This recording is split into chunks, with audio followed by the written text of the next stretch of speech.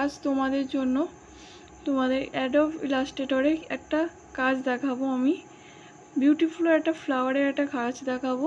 তা প্রথম থেকে শেষ পর্যন্ত আমার সঙ্গে থেকো। প্রথমে আমরা ইলাস্ট্রেটরটা ওপেন করে নেব।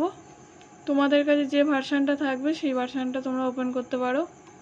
আমার কাছে 2022 ভার্সানটা আছে, আমি সেটাই ওপেন করে দেখাচ্ছি তোমাদের জন্য। প্রথমে আমরা এখান থেকে নেব স্টার্ট টুল, ক্লিক করব স্টার্ট টুল। ক্লিক করার পরে এখানে পয়েন্ট নেব 5 আছে, এখান থেকে 30 ওকে করব। ওকে করার পরে আমরা সিলেকশন টুলে যাব, একটু বড় করব সামান্য, শেপটা ঠিকঠাক করব। ঠিক আছে, আমি এখানে কালার দিতে চাইছি এবার গ্রেডিয়েন্ট কালার। গ্রেডিয়েন্ট কালারটা দেওয়ার জন্য তোমরা যে কোনো একটা কালার দিতে পারো তোমাদের পছন্দ মতো। আমি আমার পছন্দ মতো দিচ্ছি কালার।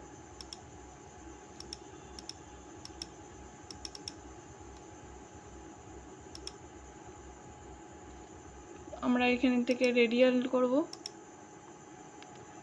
এখান থেকে স্ট্রোকটা আউট করব, নান করে দেবো আমরা। দেখো এখান থেকে আমরা এডিটে যাব, এডিট মেনুতে যাওয়ার পরে এখান থেকে কপি করার পরে ফের এখান থেকে পেস্ট ইন ফন্ট লেখা আছে, আমরা একটু সামান্য ছোট করে নেব। এটা